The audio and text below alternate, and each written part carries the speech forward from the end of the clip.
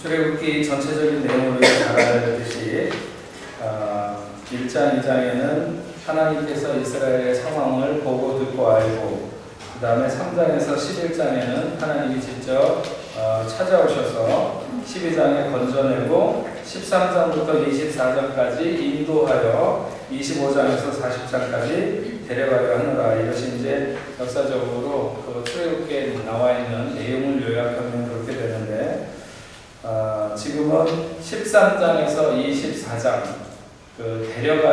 인도하여 하는 그 과정 중에 우리가 말씀을 듣고 있습니다. 지난 시간에는 출애굽기 13장 그리스도인의 삶의 그런 그 오리엔테이션, 가장 중요한 것들이 무엇인가, 예수 그리스도를 믿는다는 것, 그리스도인이 된다고 하는 것은 어떤 것을 의미하는가 하는 것에 대해서 여러분들에게 말씀을 드렸습니다. 첫째로는 첫 것을 드려라, 으뜸을 드려라 하는 거죠.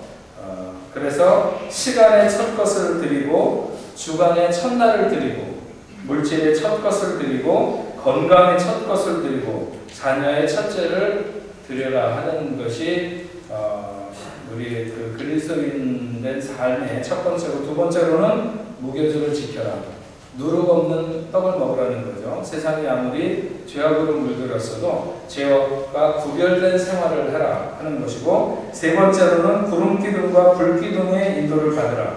성령의 조명하심이 없이는 다르게 살 수 없다 하는 거죠. 그러니까 세상을 살아갈 때 성령의 인도하심을 받아서 살라. 이것은 성부와 성자와 성령의 하나님 앞에 자신을 의탁하고 사는 삼위일체적 신앙을 가리킨다고 했습니다.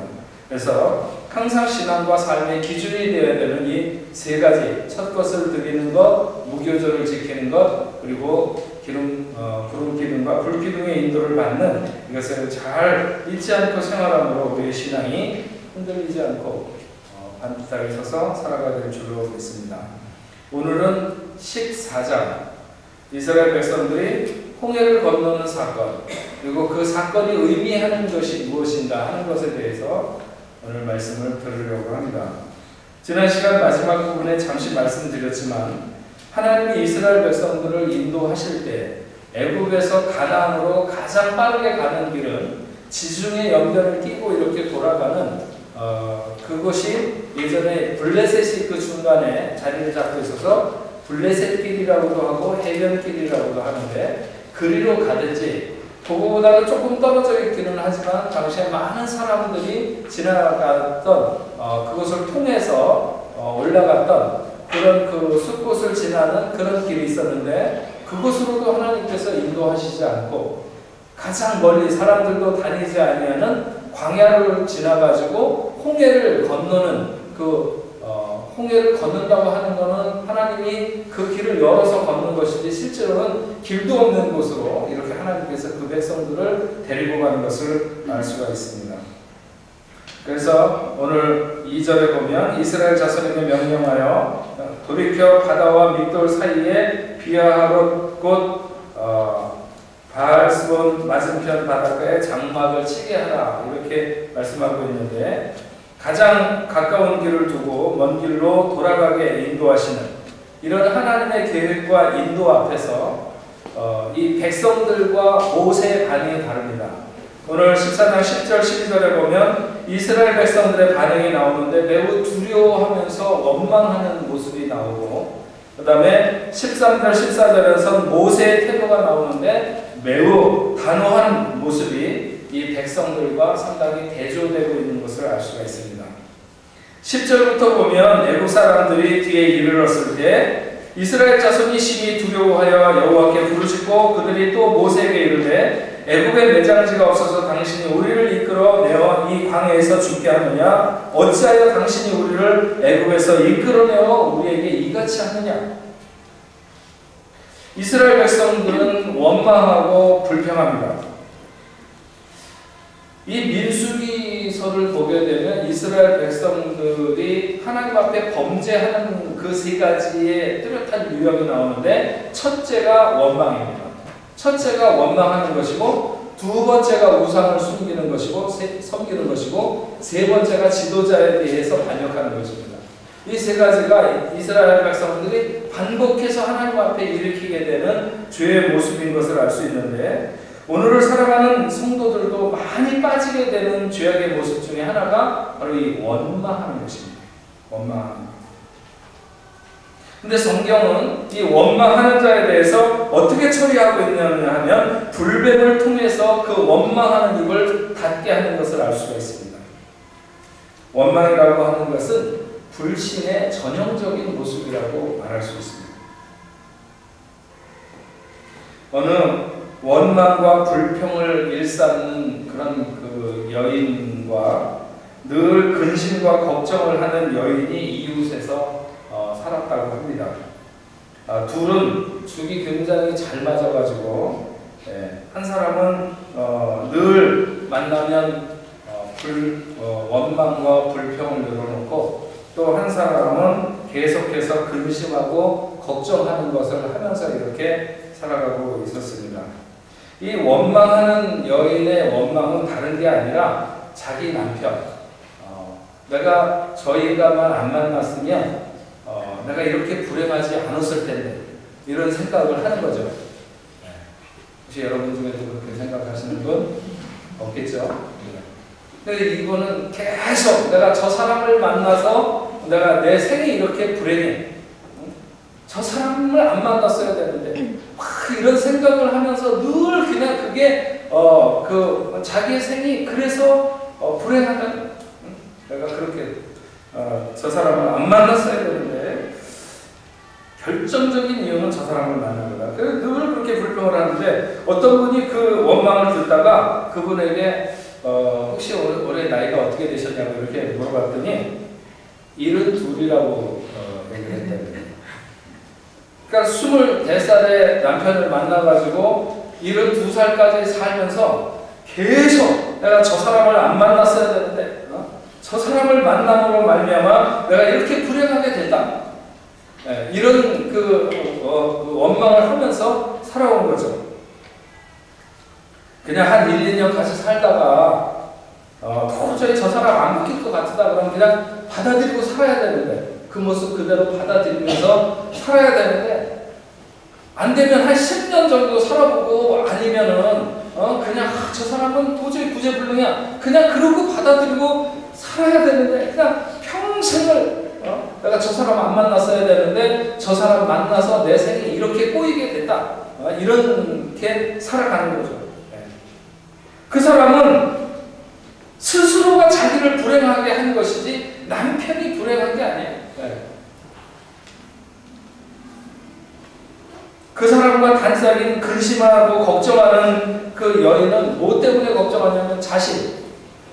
자기 자식이 있는데 그 자식이 좋은 배우자를 만나야 되는데, 좋은 배우자를 만나야, 요즘에 세상에 너무 이상한 그 사람들이 많아가지고 자기 그 하나 있는 아들에게 며느리가 잘 들어와야 된다. 근데 그 며느리 참 어디서 이상한, 요즘 이상한 며느리들이 없는 건 아니에요. 근데 어쨌든 그 며느리 안 들어와야 되는데 막 이런 걱정을 하면서 그리고 애가 결혼할 때 집이라도 하나 사주든지 안 되면 전세라도 얻어줘야 되는데 막 이 걱정, 맨날 그 걱정을 하는 거예요. 근데 그 걱정을 듣다가 누군가, 그래서 저기 아드님이 그 나이가 어떻게 되냐고 물어봤더니 6살이래.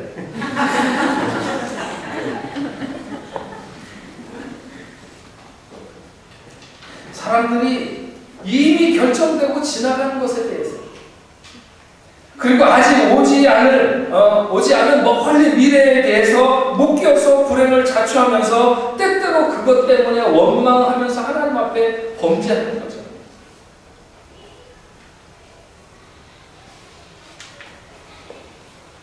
이스라엘 백성들에 비해서 오늘 보면 이미 훈련이 끝난 지도자 모세의 반응은 다릅니다. 모세는 어떻게 반응하고 있는가? 여기에 보면 너희는 두려워하지 말고 가만히 서서 여호와께서 오늘 너희를 위하여 행하시는 구원을 너희는 가만히 있어 주가 하나님 대말지 열방과 세계 가운데 주가 높임을 받으리라. 너희는 가만히 있어. 주가 하나님됨을 알지. 모세는 원망하는 백성들을 향해서 그러지 마. 하나님을 바라봐. 하나님을 신뢰하자.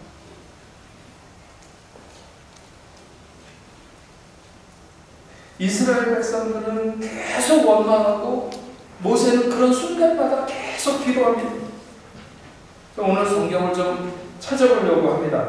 여러분 성경을 한번 보시기 바랍니다. 네, 교회 성경 많이 있습니다. 성경 없으신 분들은 꼭 한 권씩 사시기 바랍니다. 네. 그리고 들어오시다가 없으신 분들은 가지고 내려오시기 바랍니다. 네, 요즘은 너무 편리하게 그냥 간단하게 이렇게 다니시는데 주일날은 이 성경 이렇게 가지고 다니는 거 이거 멋있습니다. 그러니까 가지고 다니시기 바랍니다. 자, 성경 한번 찾아보시면 좋겠습니다. 어떻게 나와 있는지. 출애굽기 14장 조금 아까도 읽었지만 10절에서 12절까지 제가 읽겠습니다. 여러분이 13절에서 16절까지 한번 읽어주시면 좋겠습니다. 제가 10절에서 12절까지 읽겠습니다. 바로가 가까이 올 때 이스라엘 자손이 눈을 들어본 적 애굽 사람이 자기들 뒤에 이른지라. 이스라엘 자손이 심히 두려워하여 여호와께 부르짖고 그들이 또 모세에게 이르되 애굽에 매장지가 없어서 당신이 우리를 이끌어내어 이 광야에서 죽게 하느냐? 어찌하여 당신이 우리를 애굽에서 이끌어내어 우리에게 이같이 하느냐? 우리가 애굽에서 당신에게 이른 말이 이것이 아니냐? 이르기를 우리를 내버려 두라. 우리가 애굽 사람을 섬길 것이라 하지 아니하느냐? 애굽 사람을 섬기는 것이 광야에서 죽는 것보다 낫겠노라. 시작.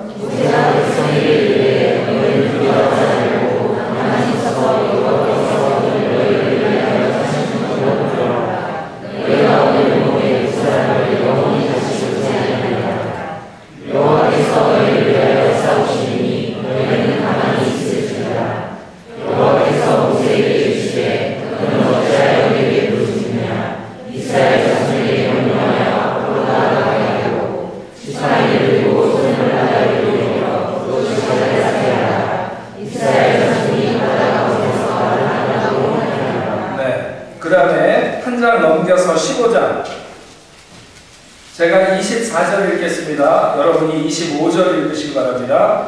백성이 모세에게 원망하여 이르되 우리가 무엇을 마실까 하매 모세가 여호와께 부르셨더니 여호와께서 우리에게 만나를 가르치시니 그가 우리의 본질이 우리에게 이르더라. 거기서 여호와께서 그들을 위하여 보라를 던지시고 그들을 시험하시되. 네, 백성은 원망하고 모세는 기도하죠. 16장 3절 제가 읽겠습니다. 여러분 4절 읽으시기 바랍니다. 이스라엘 자손이 그들에게 이르되 우리가 애굽 땅에서 고기가마 곁에 앉아있던 때와 떡을 배불리 먹던 때에 여호와의 손에 죽었더라면 좋았을 것을 너희가 이 광야로 우리를 인도해내어 이 온 회중이 죽여죽게 하는도다. 그때 여호와께서 모세에게 이르시되 너희가 너희를 위하여 하늘에서 양식을 가르치게 되리니 백성이 나가서 일어날 것을 날마다 먹을 것이라.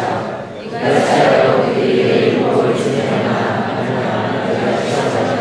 네, 여기도 보면 이스라엘 백성들이 원망하고 있을 때 모세는 어디 있었습니까? 하나님 앞에서 기도하고 있었습니다. 17장 3절 읽겠습니다. 여러분이 4절 읽으시기 바랍니다. 거기서 백성이 목이 말라 물을 찾으며 그들이 모세에게 대하여 원망하여 이르되 당신이 어찌하여 우리를 애굽에서 인도하여 내어서 우리와 우리 자녀와 우리 가축이 목말라 죽게 하느냐. 모세가 여호와께 부르짖으되 내가 이 백성에게 어떻게 하리까. 그들이 조금 있으면 내게 돌을 던지겠나이다.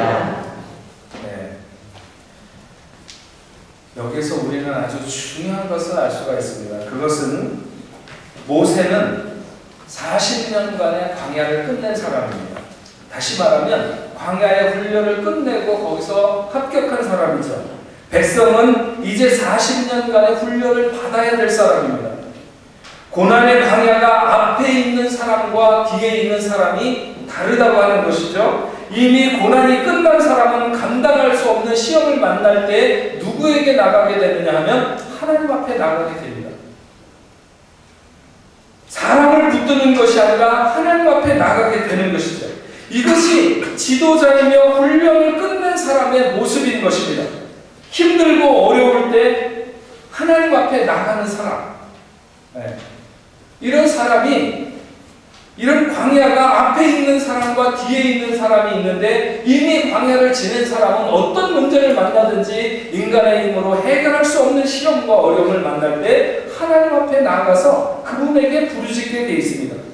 하나님, 제 형편 아시죠? 왜 제가 이런 고난을 당해야 됩니까? 왜 이런 어려움을 당해야 됩니까? 정말 원망하고 싶으면 하나님 앞에서 나아가서 하게 되면 그것은 기도가 될 수 있습니다. 40년을 우리가 맞을 것인가, 뒤에 보내고 하나님 앞에 나가는 사람이 될 것인가. 정말 이해하기 힘든 일을 만났을 때 우리는 사람 앞에 풀어놓을 때가 많이 있어요. 저 인간을 내가 만나지 말았어야 되는데, 아까 그 여자분처럼 그 평생 그러다가 평생을 다 보내는 거죠. 근데 하나님 앞에 가서 기도하면 그게 그 똑같은 얘기를 해도 기도가 될 수 있어요. 하나님, 어쩌자고 이 세상에 많은 사람 중에서 저렇게 맞지 않는 사람을 나에게 붙여주셨습니까? 뭔가 뜻이 있으십니까? 더 미워, 더 미워. 하나님, 요즘에 장마에 벼락도 많은데 그 벼락 중에 하나, 저 사람에게 떨어지게 하시든지, 뭐 이렇게 그렇게 하라는 건 아니지만 하나님 앞에 나아가서는 정말 자기가 하고 싶은 모든 것을 다 내려놓을 수 있어요. 그거는 성경에 보면 토설이라고 해요. 토설. 다윗도 모세도 그렇게 하나님 앞에서 그렇게 기도하는 것들이 나와요. 하나님이 저 원수를 언제까지 두고 보시겠습니까? 하나님, 정말 저들을 깨끗하게 쓸어버려 주시옵소서. 날카로운 칼들이 저들의 목을 치게 하시고 뭐 여러 가지, 하여튼 다윗도 하나님 앞에 그런 원수를 향한 그 어떤 불타는 그런 감정을 하나님 앞에 쏟아놓을 수 있어요. 그건 뭐가 돼요? 그건 기도가 될 수 있어요. 신앙적으로 그런 것을 토설하는 기도라고 해요. 사람 앞에 하면 원망이 되고 하나님 앞에 하게 되면 기도가 될 수 있어요. 네. 하나님 앞에 해야 돼. 훈련이 끝낸 사람들은, 광야를 보낸 사람들은 하나님 앞에 어려운 문제가 생기면 하나님 앞에 나가요. 근데 광야를 안 지난 사람들은 문제가 생기면 사람을 붙들고 원망하고 시기하고 불평하고 너 때문에, 누구 때문에, 뭐 때문에 이렇게 얘기하는 거죠. 믿는 사람들도 스트레스는 많이 있습니다. 네. 아무리 믿음 좋아도 스트레스 있어요. 그런데 그 푸는 방법을 가지고 있어야 되는 거죠. 푸는 방법이 뭡니까? 하나님 앞에 나가는 거예요. 하나님 앞에 나가서 하고 싶은 대로 다 하는 거예요. 잘못하면 기도 들으면 누가 시험 들 수도 있으니까 방언으로 못 알아듣게 그냥 막 욕을 쳐서 기도를 하든지 하나님 앞에 매달리는 거예요. 그러면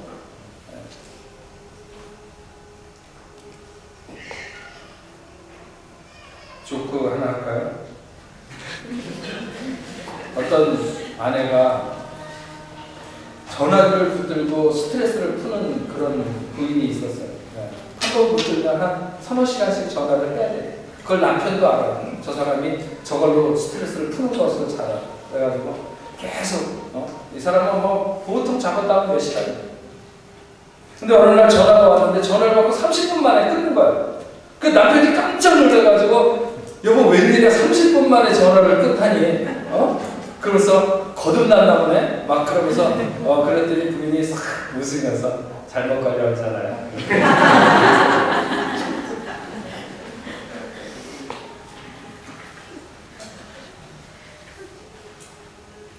광야가 앞에 있는 사람과 뒤에 있는 사람이 다릅니다. 이스라엘 백성들은 계속 원망했어요. 제가 성경 몇 곳을 찾아서 그냥 제가 읽어드리도록 하겠습니다. 민수기서에 보면 이스라엘 백성들이 이렇게 원망하는 게 많은데, 제가 민수기 11장 1절에 보면 여호와께서 들으시기에 백성이 악한 말로 원망하며 여호와께서 들으시고 진노하사 여호와의 불을 그들 중에 붙여서 진영 끝에 살게 하시네. 14장 27절에 보게 되면 나를 원망하는 이 악한 회중에게 내가 어느 때까지 참으랴. 이스라엘 자손이 나를 향하여 원망하는 바 그 원망하는 바를 내가 들었노라. 21장에서도 5절과 6절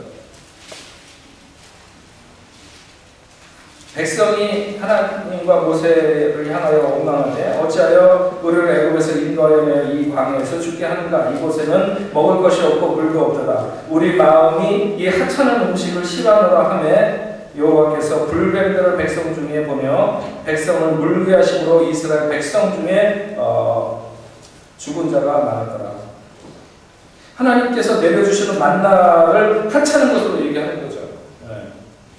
여러분, 세상에 아무리 좋은 음식도 누가 1등급 안심을 갖다가 나한테 계속 갖다 줘보세요. 그거 한 10번만 먹으면 그거 정말 하찮게 되는 거죠.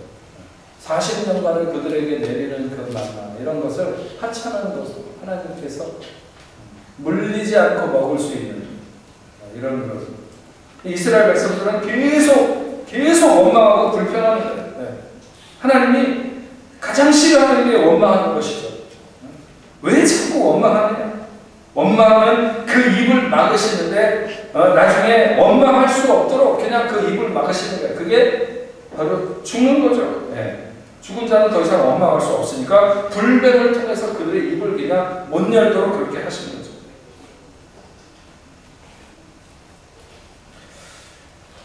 모세와 이스라엘 백성의 경계를 우리가 보면서 오늘 이 시대에 우리가 어떤 사람이 되어야 된다 하는 것에 대해서 한번 깊이 묵상할 수 있도록 합시다. 40년간의 광야를 통하고 훈련을 끊는 사람은 어려운 일을 만날 때마다 하나님 앞에 나아가서 기도하게 됩니다. 그러나 광야를 가야 될 앞에 두고 있는 사람들은 계속 원망하고 계속 여기 여러분들 오해하지 마시기 바랍니다. 성경에 보면 이스라엘 백성들이 하나님 앞에 부르짖으면 그때 부르짖는다고 하는 것은 기도하는 부르짖음이 아니에요. 하나님 앞에 부르짖는 게 아니라 사람에 대한 어떤 문제든지 이런 것들에 대해서 정말 간절하게 하나님 앞에 구한다면 하나님께서는 우리가 어떤 것을 구하든지 하나님께서 응답하시겠지만 하나님은 원망하는 소리를 듣기를 원하시지 않습니다. 그 다음에 오늘 우리 그 14장에 계속하면서 나타나는 것들이 바로 세례에 관한 것들입니다. 세례의 상징들이 나타나고 있는데 여러분 성경 한번 다시 찾아서 보겠습니다. 고린도전서 10장입니다. 제가 성경을 이렇게 찾아가면서 설교를 안 하는데 이건 좀 찾아보시는 게 좋을 것 같아요. 출애굽기 저기 고린도전서 10장입니다. 굉장히 중요한 말씀을 해서 여러분들이 잘 이해하게 되기를 바랍니다. 10장 1절과 2절 우리 한 목소리로 읽겠습니다. 시작. 형제들아 나는 너희가 알지 못하기를 원하지 아니하노니 우리 조상들이 다 구름 아래에 있고 바다 가운데로 지나며 모세에게 속하여 다 구름과 바다에서 세례를 받고 뭘 받아요? 다 구름과 바다에서 세례를 받고 여기 구름은 광야를 말합니다. 광야 40년은 세례를 받는 기간을 의미해 자기를 내려놓는 시간이죠. 모세로 말하면 신발을 벗는 것과 같은 기간입니다. 그리고 여기서 바다는 홍해바다를 말하는데 그 홍해바다를 건너는 것은 곧 세례를 의미하는 것입니다. 한 곳 더 보겠습니다. 베드로전서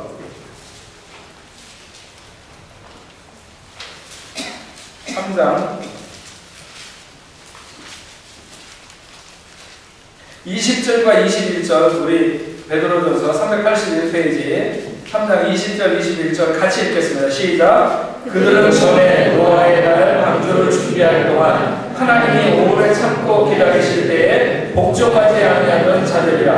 방주에서 물로 말미암아 구원을 얻은 자가 몇 명뿐이니 겨우 8명이라. 물은 예수 그리스도께서 부활하심으로 말미암아 이제 너희를 구원하는 편이 곧 세례라. 네, 거기까지만 보겠습니다. 물은 예수 그리스도께서 부활하심으로 말미암아 너희를 구원하는 편이 곧 세례라. 우리의 구원은 물로 말미암아 얻게 됩니까? 피로 말미암아 얻게 됩니까? 우리의 구원은 뭘로 돼? 물로 돼? 피로 돼? 몰라요? 자신 있게. 우리는 피에 의해서 구원받습니다. 근데 여기 보면 물로 말미암아 구원을 얻는다고 말하고 있어요. 그게 무엇이냐면 세례를 말하는 거죠. 우리는 피에 의해서 구원을 얻을 뿐만 아니라 물에 의해서도 구원을 얻어야 되는데 피는 누구를 죽였습니까? 예수를 죽인 것입니다. 물은 누구를 죽이느냐? 물은 나를 죽이는 것입니다. 우리는 이 복음을 가져야 돼요. 피가 예수를 죽임으로 우리를 구원하고 물은 우리를 나를 죽임으로 구원하게 되는 이 복음을 가져야 돼요. 물에 의한 구원이라고 하는 게 뭐냐면 나를 내려놓는 거예요. 그래서 베드로는 노아 홍수 사건을 구원의 사건으로 보지 않고 세례의 사건으로 보고 있는 것을 알 수가 있어요. 골로새서 2장 11절에서 15절에 보면 할례에 대해서도 나오는데 이것도 역시 세례를 상징한다고 말하고 있어요.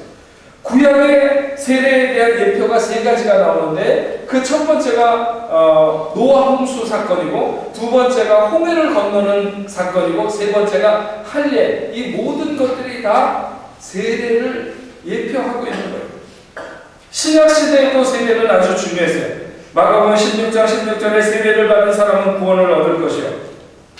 믿음으로 구원을 얻는다 이렇게 표현하지 않고 믿고 세례를 받은 사람은 구원을 얻는다고 표현하고 있어요. 사도행전 2장 38절에 베드로가 가로되 너희는 회개하여 각각 예수 그리스도 이름으로 세례를 받고 죄사함을 받으라. 세례 받는 것을 아주 중요하게 여겼어요. 사도행전 22장 16절에 이제는 왜 주저하느냐 일어나 주의 이름을 불러 세례를 받고 너의 죄를 씻으라. 초대교회에서는 믿음과 세례를 동일시했어요. 지금은 교회에서 세례를 줄 때 믿는다고 해도 한 1년 지나가지고 세례를 줍니다. 왜냐하면 믿는다고 하는 사람들 중에 워낙 가짜가 많기 때문에. 근데 초대교회는 가짜가 있을 수가 없었어요. 로마가 그 그리스도교를 핍박하고 박해할 때에 그때 예수 믿는 사람들을 골라내는데 어떤 사람이 예수 믿는 사람인지 안 믿는 사람인지 모르니까 그냥 지나가다가 아무나 붙들어가지고 그 사람에게 예수를 저주하도록 이렇게 시켜보는 거예요. 로마 군병들이 길 가는 사람을 붙들고 예수 그리스도를 저주해봐라.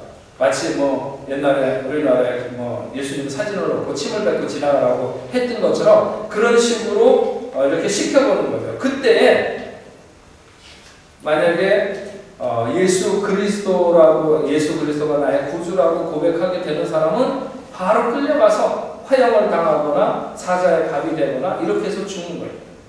그런 일이 일어나는데 누가 가짜로 나는 믿지도 않으면서 나는 나의 구주는 예수 그리스도라고 그렇게 고백하는 사람이 누가 있겠어요?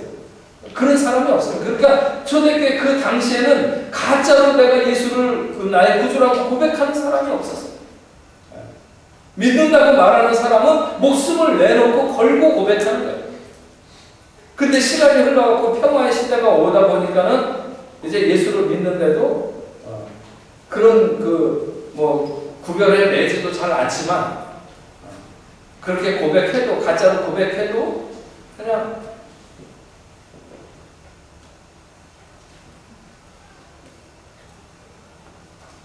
예수님만이 나의 구주라고 고백하면 죽음을 갖게 되는데 누가 그런 것을 가짜로 고백하겠어요? 그래서 교회에서 신앙 고백을 하고 난 이후에도 시간을 두는 거예요. 시간을 두고 원래는 그렇지 않았어요.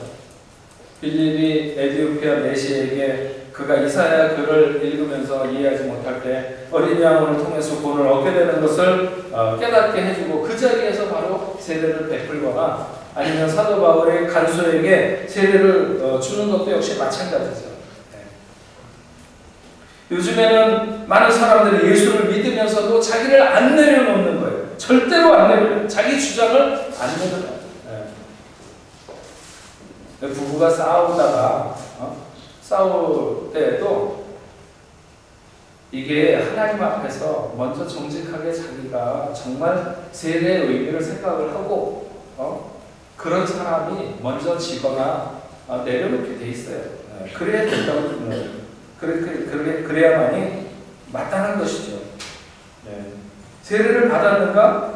그건 결국은 자기를 내려놓았는가? 자기가 죽었는가? 하는 것이죠. 세례가 자기의 생활에 적용이 돼야 돼. 내려놓을 수 없다고 하는 문제가 없어져야 되는 것이죠. 세례가 정확해야만이 광야 생활을 이길 수가 있습니다. 정확하게 알고 그것을 원칙을 적용하게 되면 승리할 수 있는데 그렇지 않은 거죠.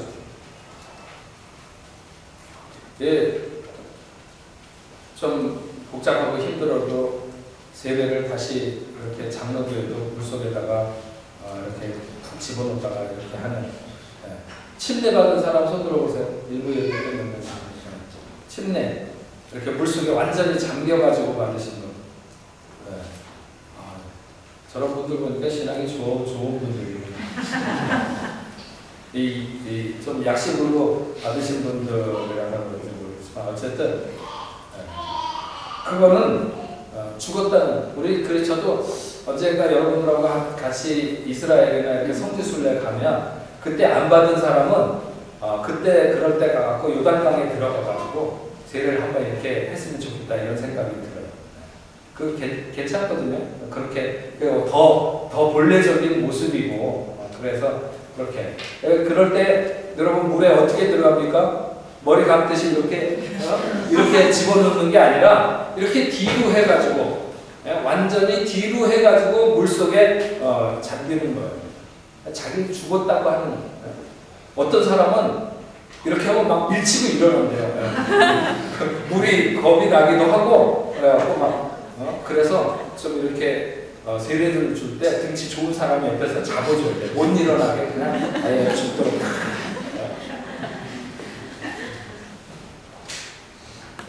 어떤 목사님 그러더라고요. 자기 아는 후배 목사가 누가 러시아에서 목회를 하는데 거기서 세례 줄 때 영하 30도에 얼음물을 깨고 거기 들어가서 세례를 받는 거예요. 세례가 이 정도는 돼야 되지 않느냐. 그러니까 거의 죽음을 각오하는 거죠. 30도에 영하 30도에 밖에 나가 있는 것도 힘든데 그 얼음물을 깨고 그 안에 들어간다는 게 얼마나 적해요. 세례 받는 사람만 들어가는 게 아니잖아요. 목사는 그 안에 들어가 있어야 되는 거예요. 그러니까 그런 모습에 그냥 성도들도 감동적이고 뭐 한번 그렇게 해서 세례를 받고 나면 평생 안 잊어버리는 거예요. 난 죽었다. 난 이미 그때 물에 빠져서 그 차가운 물에 얼어 죽었다. 얼어 죽든지 빠져 죽든지 간에 죽었다는 거예요. 세례의 가장 큰 의미는 나는 죽고 예수로 산다는 것이거든요. 이스라엘 백성들이 홍해를 건너가면서 그들이 알아야 됐던 것은 그 홍해를 건너가서 자기네들이 구원받았지만 하나님이 구원하시고 자기네들은 거기서 죽었다는 거예요. 그것을 깨달아야 되는 거죠. 그래야만이 그 다음의 신앙생활을 잘할 수 있는 거예요. 자기가 죽지 않고 예수 믿는 생활을 하는 건 너무 힘들어요. 예수 믿는 사람들이 진정으로 자유할 수 있는 삶을 사는 것은 자기가 죽었다고 하는 그것을 깨닫고 나서부터 신앙생활이 재밌고 그 다음에 힘있고 보람있고 자기가 안 죽으면 너무 힘들어요. 예수 믿는 게 너무 힘들어요. 내 성질에 안 맞고 내 감각에 안 맞고 내 모든 것에 안 맞는 게 너무 많죠. 너무 많아. 내가 왜 이러고 살아야 될까 이런 생각이 많이 드는 것은 오늘 이 세례의 의미. 죽지 않고 예수 믿으면 너무 힘들어요. 바다 사이로 지나가는 것은 구원을 얻는 행위지만 결국 거기에 자기가 죽는 거예요. 세례의 정확한 의미 나로 죽고 예수로 사는 것. 다시 한번 죽어야 진정으로 사는 성도의 삶을 우리가 이 출애굽기 14장에서 배워야 됩니다. 그래야 우리가 가는 길에서 만나는 여러 가지 시험, 여기에서 이 문제를 정확하게 정리를 하면 그 다음에 만나는 모든 시험들과 이런 것에서 이겨낼 수 있어요. 이겨낼 수 있어요. 그런데 여기서 안 되면 모든 게 다 힘들어. 앞으로 가면서 점점 더 힘든 거죠. 광야 생활을 위해서, 그 광야 생활의 승리를 위해서, 광야와 같은 이 세상을 살아갈 때 성공적인 삶을, 승리하는 삶을 위해서 우리는 이 출애굽기 14장에서 말하는 이 세례의 의미를 다시 한번 우리가 마음에 새겨야 될 줄 믿습니다. 우리는 거기서 죽은 것입니다. 많은 사람들이 환호하면서 여기서 구원받았다고 좋아하지만 실제적으로 거기에 가장 기쁜 의미는 너희는 거기서 죽었다는 거예요. 물속에, 우리가 물속에 잠기는 것은, 세례를 받을 때 물이 우리 위에 흘러내리는 것은 우리가 그 속에 잠겨서 죽었다는 거예요. 우리를 내려놓는 거죠. 자기 부인, 우리가 지금 배우고 있는 과정은 자기를 부인하는 과정. 그럴 때 우리는 하나님 보시기에 합당한 광야 생활에서 승리를 얻게 될 줄로 믿습니다. 우리는 죽어야 됩니다. 기도하겠습니다.